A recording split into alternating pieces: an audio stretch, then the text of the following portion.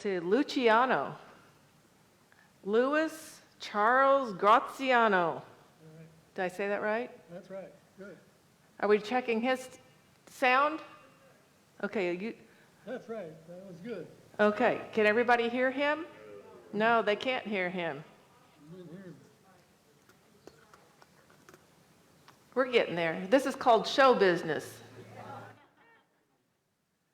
You never had, oh, she now turned me off. You never had any technical difficulties in the war, did you? No, I didn't.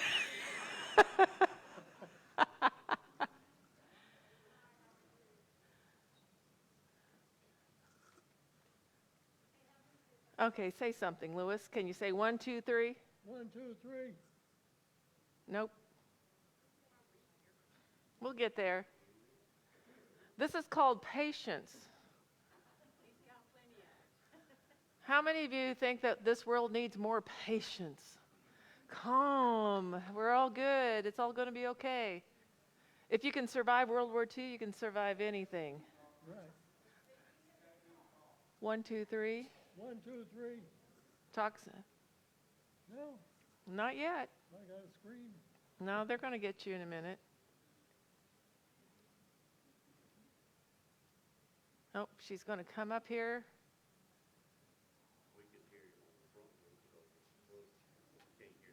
Right, gotcha. How about you in the back row? Can you hear me okay? Okay, so while she's working on him, the reason I'm sitting here is because I became an expert of World War II 6 years ago. Before that, I knew nothing other than a few high school history classes. And here's the thing. My dad was in World War II, the 83rd Infantry Division. His name was Staff Sergeant Myra H. Miller. I was named after him. My name's Myra Miller. From Dixon, Missouri, Dixon. It's not far up the road. My dad was a good guy, and he went off to war. He came back to be a farmer. He worked for the Production Credit Association, and I never knew anything. I was the youngest. And about 6 years ago, I wondered what he did. And I asked my brothers, and they knew a few things. My sister didn't know much. And so I started researching, and I happened to live in St. Louis, Missouri. And there's a place called the Archives in St. Louis. And I went to the archives. I'm pretty smart. I have 3 college degrees. So I went and figured out how to do research for World War II. And now I'm a World War II expert. Isn't that amazing? I taught myself, and I started, because so many people asked for my help from around the world, I started a company called Footsteps Researchers, and then I started taking people on tours to Europe to follow footsteps. So I've only been an expert for 6 years, so don't hold anything against me because I might have not got told something on that. 1, 2, 3, Louis. 1, 2, 3. Oh, nope, not yet.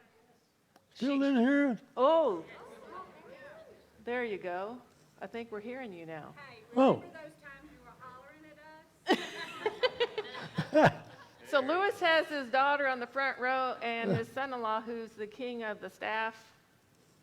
He does everything for this group, but he doesn't get any credit, so stand up and wave to everybody. This is the guy that makes this show go for Louis. And stand up. What is your name? Kim. This is Louis's daughter. They brought him all the way from Georgia. So we're going to get started here in a minute. And now that we can hear you, I'm going to hold up this book. Now, it's called A Patriot's Memoirs of World War II Through My Eyes, Heart, and Soul. Now that gets me, because eyes, heart, and soul, that is a really important part of this. Louis, you're a hero. Now, you don't believe you're a hero, right? No, I didn't try to be one. You didn't try to be. What did you try to do? I did what I was supposed to do. You just and did got his it job. done. So, Louis, Tell them what division were you in? What unit? That was a special troop, Eisenhower Special Command Troop, 138th Field Artillery. Field artillery. Hey, who knows what field artillery means? Give some education. Some of these people didn't raise their hand. They don't know what field artillery is. Well, that was the unit I was in. That was under Eisenhower's. And I had a group of men. They gave me 30 men that I was in command of. And we went around, did what we had to do. And give us an example of something that you were told to do. Well, I had to take the men and get them from England. We went to on the ship to go to up the English Channel to the Omaha Beach invasion. Then we pulled in there, and I had to wait. The first wave went in, and out of 40 men that went in on the first wave, there was only 12 men left. Then the second group men went in, and they lost a few there. Then I was in the third wave going in, and I drove a gasoline truck off of the LST onto the shore, Omaha Beach. And when I got on the beach, I jumped out of it quick and got my machine guns and stuff with me. There was all dead soldiers around me down the ground. I laid down with them and crawled my way up under the cliff. And once I got under the cliff, I got my flamethrower out, and there was the Germans up on top shooting with their machine guns. And I put all that on fire underneath them, and that got rid of that machine gun. And then I shot a flare up in the sky, which I knew the Navy would know what I wanted, and they shot from the ship and got another bunch of machine guns out. And then we stayed under the cliff that night, and the Rangers were the first ones that came in and went up the cliff with the rope ladders. And as they're going up, the Germans shooting at them, they would cut some of the ropes on them. They'd have to jump over and get down to another rope to get up the ladder. And after they got up there, I took my men up there. I had 30 men. And some of them lost their guns when they got off of the LSTs because they had so much equipment on them. When they got into the water, they would drown. So they had to get rid of that. So before we went up the cliff, I told the men, go get your gun off of the dead soldiers, I says, and follow me up the cliff. And we went up the cliff. There as I was going up, I saw a building on one side. And then I saw somebody was behind the corner of that building. And all at once I saw a skirt flying around the corner of the building, so I didn't shoot, which I was glad I didn't then because there was a woman there. I don't know what she was doing there. So then we continued up to the top of the cliff, and then we had to fight our way up to St. Louis. It took us 43 days to take St. Louis, and from St. excuse me, from St. Louis, we fought our way all the way to Reims, France. Then when I got to Reims, Colonel Thrasher come up to me and he says, I want you to take 2 men with you and go to the supply house and get some things that we need. So I took 2 of them with me. I went to the supply house in town and picked out the things we needed, and the Frenchmen wouldn't sell them to us. I said, we come here to fight your country, and you won't sell it to us? No, I'm not going to sell it to you. So I went back to camp, I went and got 3, 4 of my men with another truck, and we went back up there. And I asked him I wanted that stuff. He still said no, so I got my pistol out and pointed right at him. I says, okay, men, load it all up that we want, which they did. Then I gave him a paper to take to the government to get this money for what we took.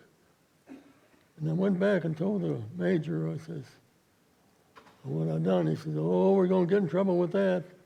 I said, no, we're not, because he's afraid I'll come back and get him. So we didn't have no trouble with it. Wow. So, Can you imagine that? Here. you're right. Well, I- so many languages I knew, you have to do that. So, who's been to Point du Hoc? Do you know what he's talking about? Point du Hoc is the cliff that overhangs. That's where the 5th Army Rangers went up. They were the first up, right? The 5th Army? Mm-hmm. The Rangers went up, and then he followed them. Can you imagine? And in his book, there's a picture climbing up the cliff. I have been there, and I have looked over this. I just can't imagine these guys. You were wet? Were you Yeah. wet? Yeah, they were shooting Sandy? They were down at shooting us. at him, and you're trying to climb up a cliff. Right, on that rope ladder. That's amazing. So I'm going to read something here. Let me find it. It says here, I have observed Sergeant Graziano's soldierly manner, attention to duty, and sincere loyalty to a cause. During the past 2 months, Sergeant Graziano has worked directly under me as a foreman of the utility center. Without his assistance as foreman, there is doubt as to whether we could have accomplished our work with such expediency. Sergeant Graziano possesses the rare quality of starting a job and finishing it thoroughly. He does not need to be told how, when, or why he gets results. He is a born gentleman and at all times exemplifies this quality. He knows how to deal with men, and by this manner has gotten the most out of them and to their respect. He is most courteous at all times. He possesses leadership. Sergeant Graziano possesses, in addition to these qualities, a resourcefulness necessary to the service. His inventiveness has surmounted many problems which in the beginning seemed impossible. In this connection, his ability is invaluable. That is amazing. Give him a round of applause.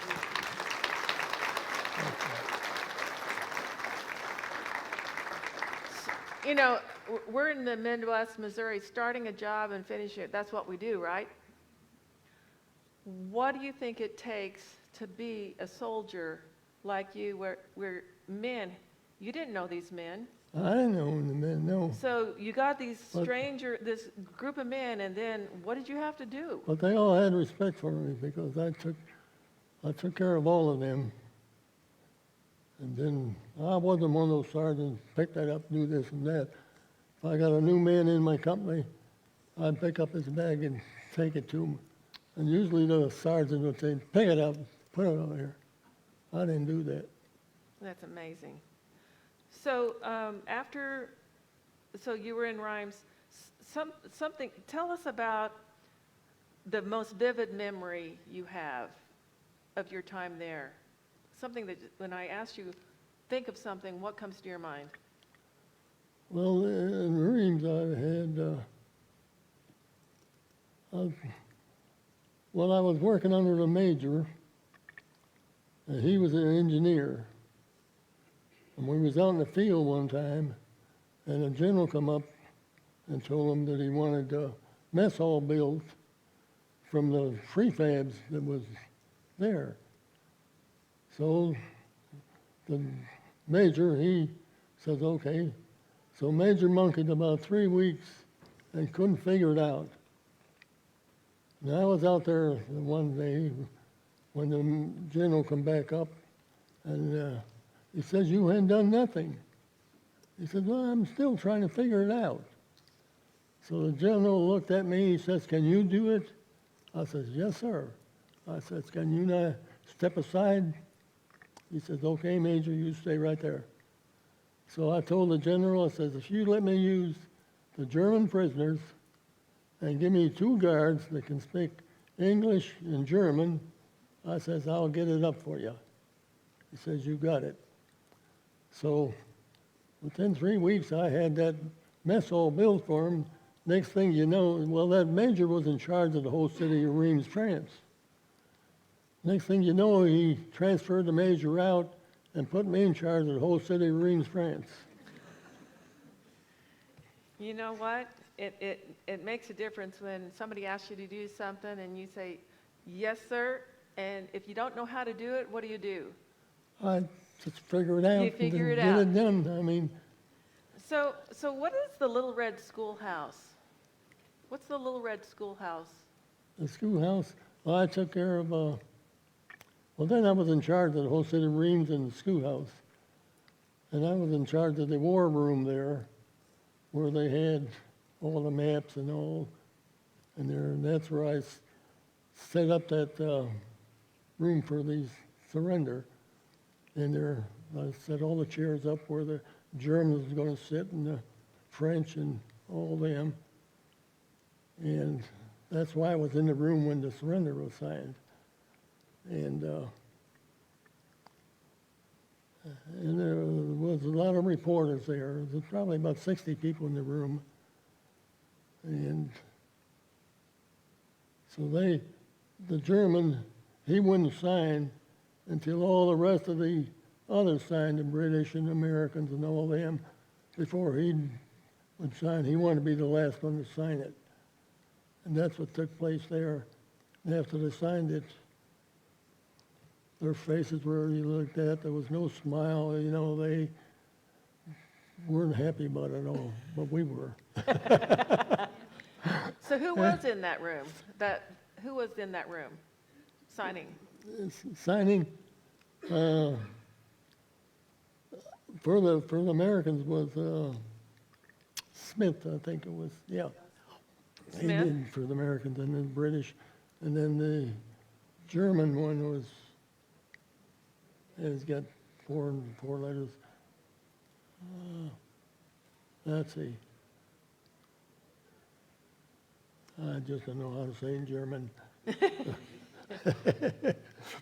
Anyway, he was supposed to be the last one to sign it, and he did. That's in the book, though.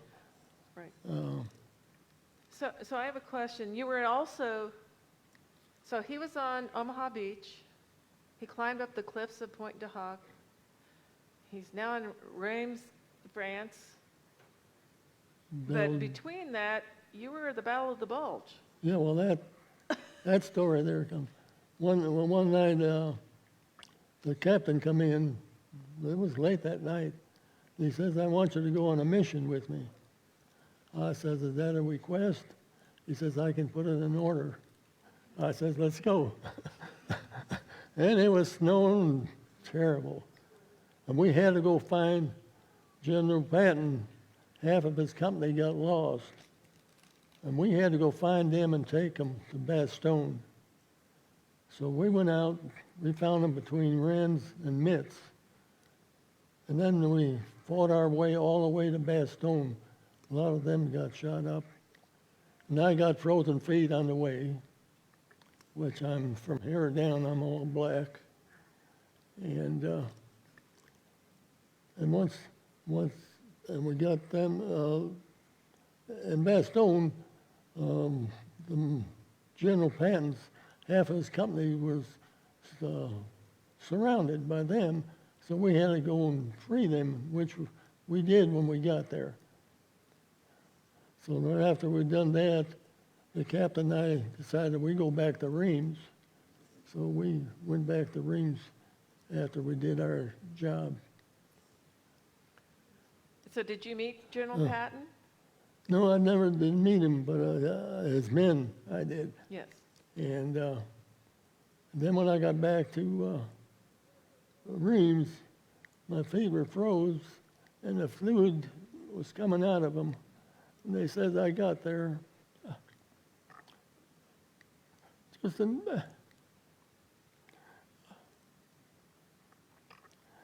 just in time, or otherwise they cut my feet off. And so he got there just in time, and they were getting ready to amputate his feet because they were frostbitten from being in the sub-degree zero weather. They didn't have the right equipment. They didn't have the right uniforms. They didn't have the right boots. Oh. And he didn't have the right weather protection on his feet. Yeah, so they stayed in the hospital there for a while. And then I told them I had to get back out with my men. So they said that you get the supply sergeant to get a shoes bigger and put 2 pairs of socks on, we'll let you out. So I got a hold of my supply sergeant. I said, you better go find me some shoes. So he got, my father said the same thing. He said that he was a staff sergeant and he was in charge of making sure his squad of men had 2 pair of socks, and they changed them every morning. They had to change them every morning to keep their feet. Yeah, well, we didn't have the extra socks with us. No. And you think that your life's bad when you're a little cold and your electricity goes out for 2 hours? How would you like to be out there? So we got to finish telling the story, then we're going to have some questions asked, okay? Okay. So who did you meet in Reims, France? Let me go back here. I'm trying to find this spot. What happened after the signing of the surrender? Where did you go after that? Well, after signing surrender, I stayed right there in Reims. And what did you do? I was still in charge of all the city of Reims, France there, and so one day one of my men that was on duty, patrol duty around the camp, around the city, he says, come go with me. I says, okay, I ain't got nothing to do right now. So I went with him.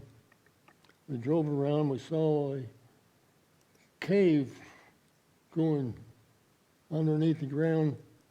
He says, let's check that out. I says, okay. So we got out and went there. He says, all right, you go now, I'll cover you. I said, no, you're on duty. I'll cover you. You go. So he went ahead and I covered him. We got down there in that cave and there was Germans down there. And when they heard us coming, they put all their papers on fire. And there was so many different ways underneath that ground that went this way, that way, and all over. They disappeared on, we couldn't get them. So I said to my friend, I said, let's go back under there in about a week or so, see if they come back. And then, of course, in the meanwhile, I found out they had a stepladder going up, getting out in our motor pool. That's how they got in there, see. So what I did, I got a concrete slab put over that top and got a truck and put one of the wheels up there on it. So, well, I said, we'll go back down there in about a week, 10 days, see if they come back. And I had some extra men that time. And I knew, in the meanwhile, I knew all the departments. I checked them out. And I told the men, so we went back down there, and they was down there again. And they started disappearing, trying to get out. They didn't know I had that product. So we got them and took them into headquarters and turned them in. So I understand that you met this lady named Bobby. Where did you meet her? My buddy Buck, his girlfriend and Bobby was good friends, and she was the mess sergeant. And there was playing ball, and my buddy says, let's go watch them play ball. I says, okay. So we went to play ball, and Bobby was the pitcher. And I said, who's that girl? And his girlfriend said, well, she's my best friend. Her name is Bobby. I said, okay. So the next day, she was working in the orderly room. I went over there and asked her to talk to Bobby, so they went and got her. And I made a date with her for that night. So I went that night to pick her up, and they said, she's already gone with somebody. So I went back to camp, and the girls there they told her that she'd get another date with me. She says, yes, I will. So later, about 10 days or so later, I went back and asked her for a date again. And that time she was there, and we've been there ever since. So did you get extra food in the mess hall? Extra, Did you get extra food? about the food in the mess hall? No, one night we was out, my buddy, myself, and Bobby, and we was going back to camp. We was out that night, and going back, we decided we'd go to the mess. Nobody's supposed to go to the mess hall after duties, you know, it's supposed to be closed. Nobody's supposed to get in there. But since she was the mess sergeant, we decided we'd go in and cook us up a steak. So we did. In the meanwhile, the colonel comes. What are you all doing here? I says, Colonel, how do you like your steak? And that took care of that situation. You are slick. He's not only good looking, but he's slick. Can you tell us a little bit about your mustache? I think this is a funny story. Mustache. When I first got inducted in the service, the captain come in, he says, you got to cut your mustache off. Being a rookie, I decided I better cut it off. I didn't know where, he says, or else, you know, and I didn't want to know where else was. So I cut it off. But after a day or two there, they shipped me to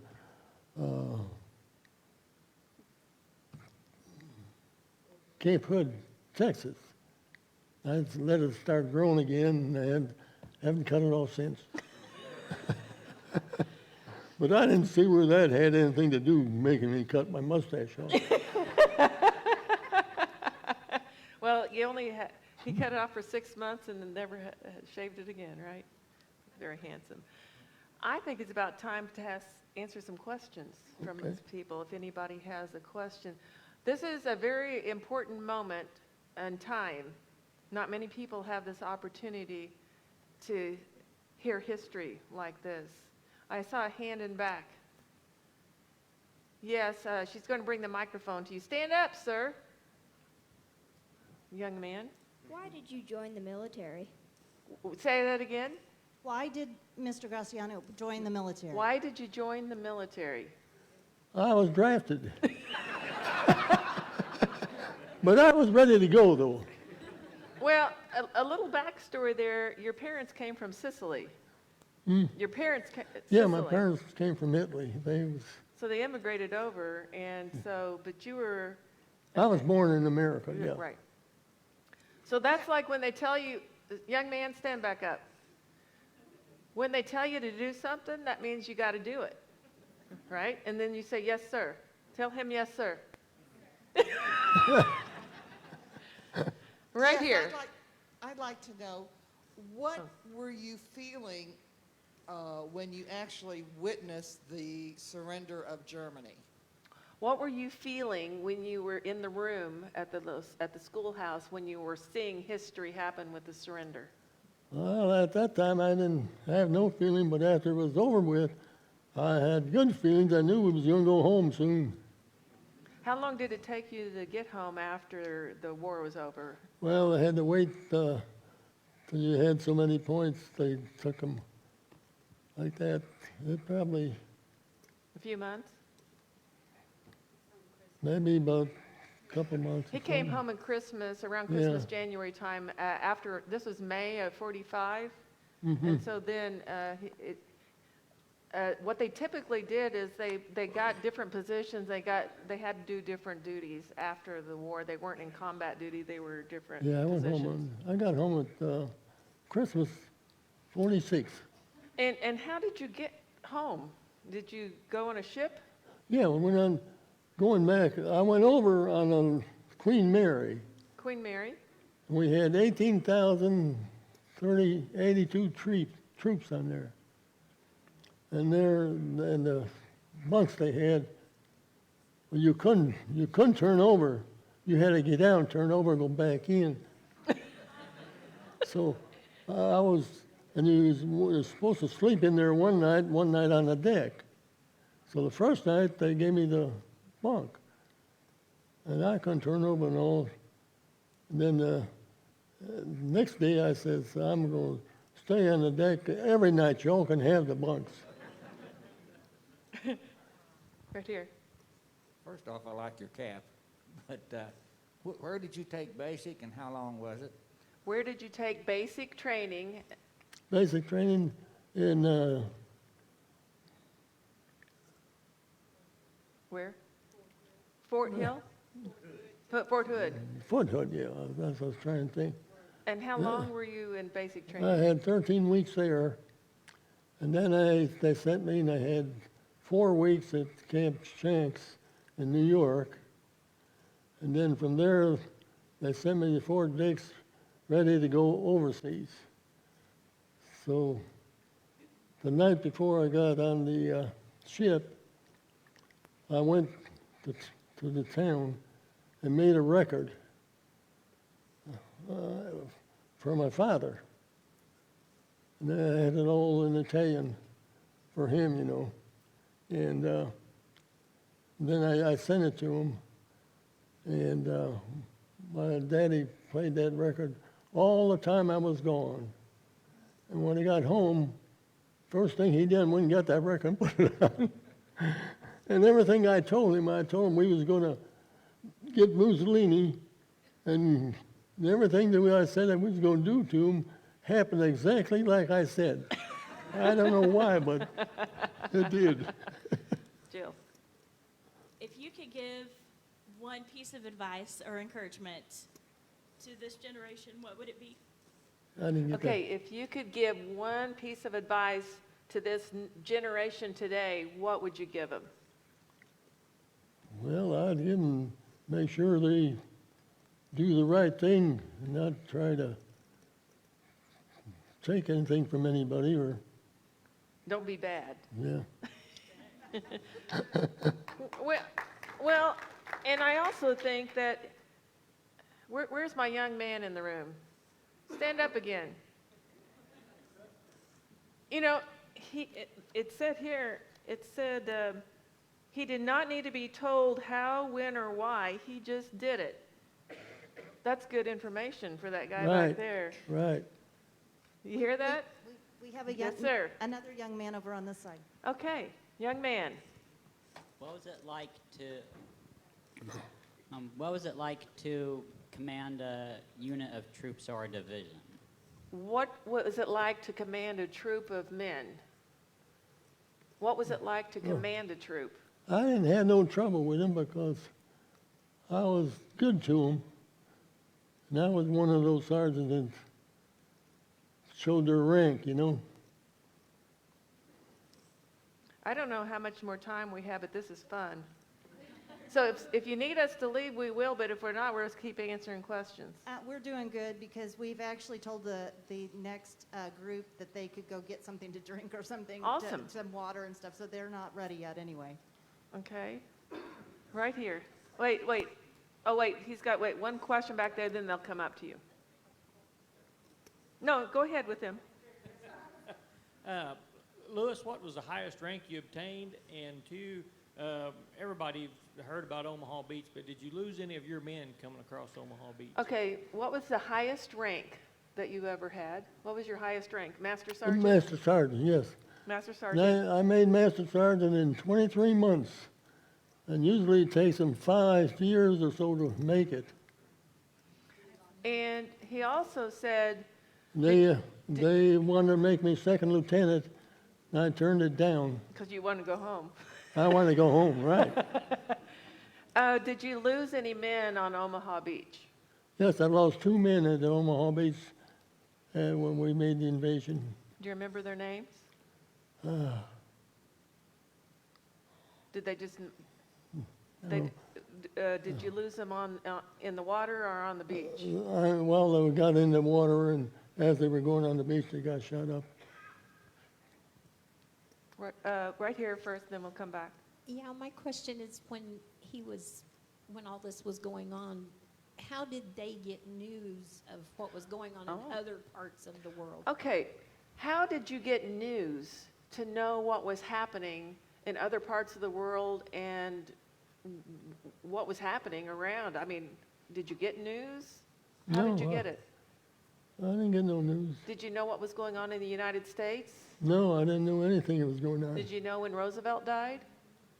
I think we heard that. You heard that? That's all. Did you know very far in advance where you were going? No, they didn't tell us where we were going till we were 3 days out on the ship. Then they told us we were going to England. And the submarines were chasing us. We had to change course every 6 minutes. And then between the submarines and the storm that came, instead of going to England, we wound up in Scotland. And then from Scotland, we took the train to England to Camp Weston. You know, I read in his book, by the way, he's 98 and he wrote this book when he was 95. So some of you still have work to do. I thought it was interesting when you were on the ship, lots of men got seasick. Did you get seasick? I didn't get seasick. But you saw men getting seasick? Coming back, there was a lot of men that got seasick. And coming back I come back on a little Liberty ship. And on that ship, there was this fellow that got inducted the same time I did from my hometown. And he was in charge in that ship, working there. So I had the whole free liberty of the ship. So when you came, how did that feel? How did it feel coming back? You know, you knew it was over, you got your points, the time was up. What did that feel like? It felt real good. Then once I got, we were supposed to land in New York, but the storm was so bad we landed in Virginia. And then when we got there, they told us we had to wait 2 weeks before we can go because they had nobody to be in charge to take us to Fort Dix. I says, sir, I'm the master sergeant. I says, I can take them. I says, and I'm from up there. So he let me take the group to there so we didn't have to wait 2 weeks. Now that is called initiative. I'll do it. Where's our microphone? Oh, we're right here. First we'll of go all, next. thank you very much for your service. I'm sure everybody here wants to thank you for your service.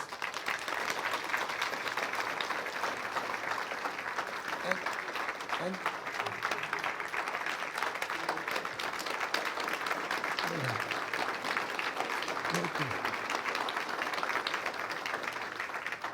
And my question was, have you ever got to go back and revisit Normandy Beach and those cliffs?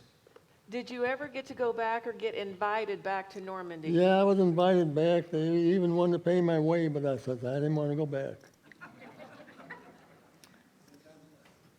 Richard's coming up with the microphone. We've got a couple up here. Wait, one back there. He'll make it.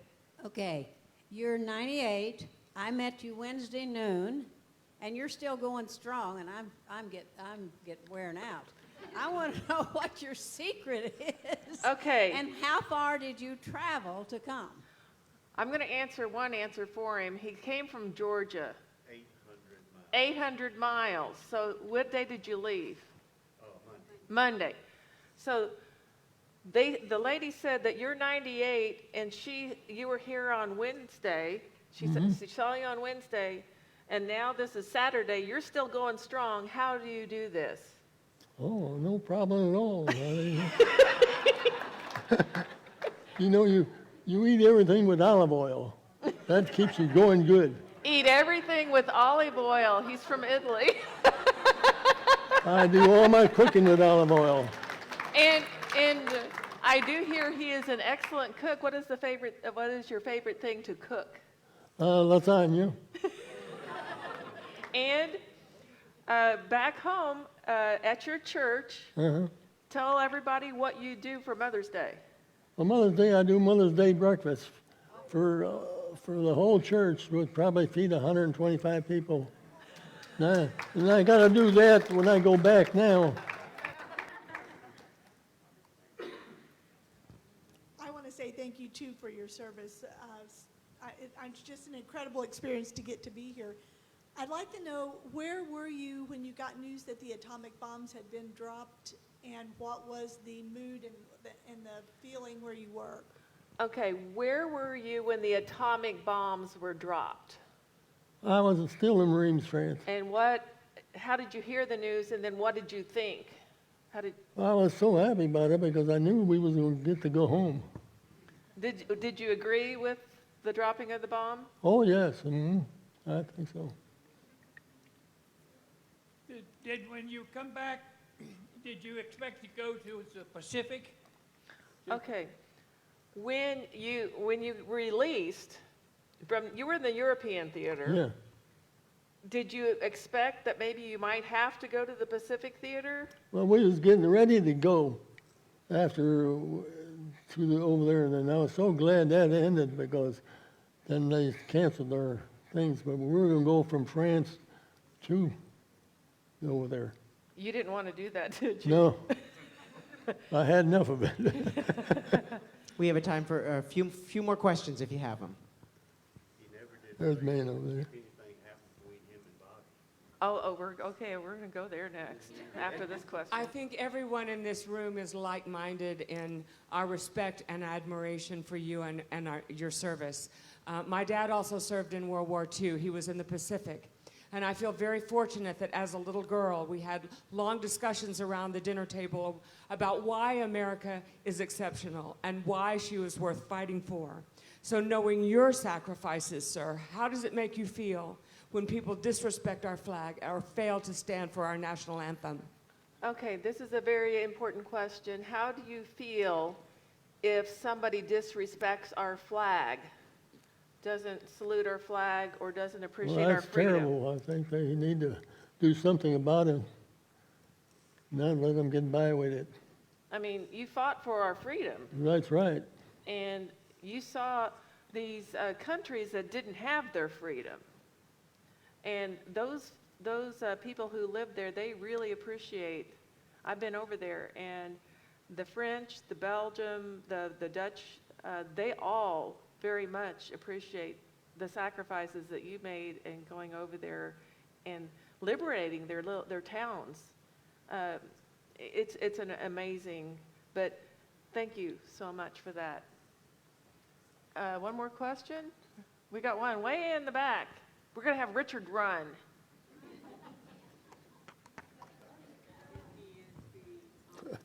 I confess I've been reading the book. Okay, got it. Could he talk about his brothers, his family? Who? His brothers. His brothers? He was not the only person from his family that served. Yes. Did you have any other members of your family serve in World War II? Yes, my son was at the Vietnam, and he's got 3 Purple Hearts. In World War And II? then World War II, right. Your brother? My brother. Mm-hmm. What was his name? Then I got 2 nephews. World War II, okay. What was your brother's name? My brother's name, Carmen. Carmen, and where did he serve? He didn't go overseas. He was in the service, but stayed in the States. They didn't send him over. Okay. Do we have one last question? That's it? Wow. Okay, from the front row, we want to hear about Bobby. What happened after that date and that steak night? Did you bring her flowers?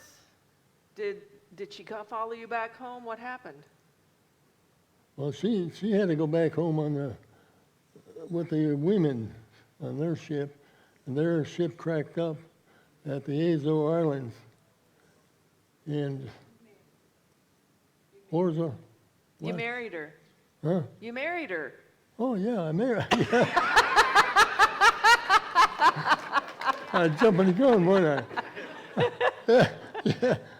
I married her over there in France, and You couldn't wait until you got home? no, and when I got home and my parents, they looked at her, they said, "Well, she's not French." I said, "I never did say she was." Oh, Nicholas, you got to come up here and say hi. Yeah. How do you follow that? I don't know, but you got to shake this man's hand. Yeah, that's right. I would like for you to help me with this, Myra. Okay. This gentleman is an American hero. Yes.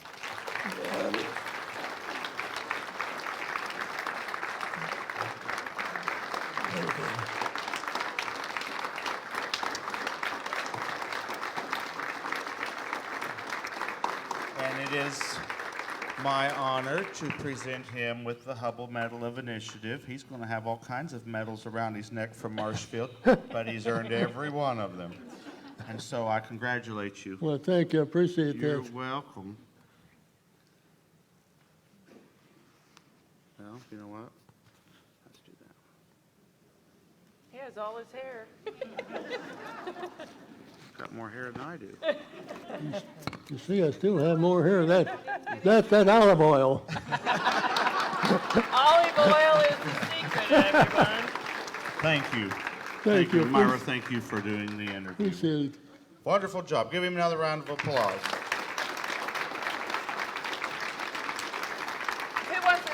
Does anyone want to take a picture? Yeah, if you'd like to take pictures while we're letting the Mamma Mia cast come forward, we'll go out into the lobby to do pictures. And I believe you also have books available for anybody who would like to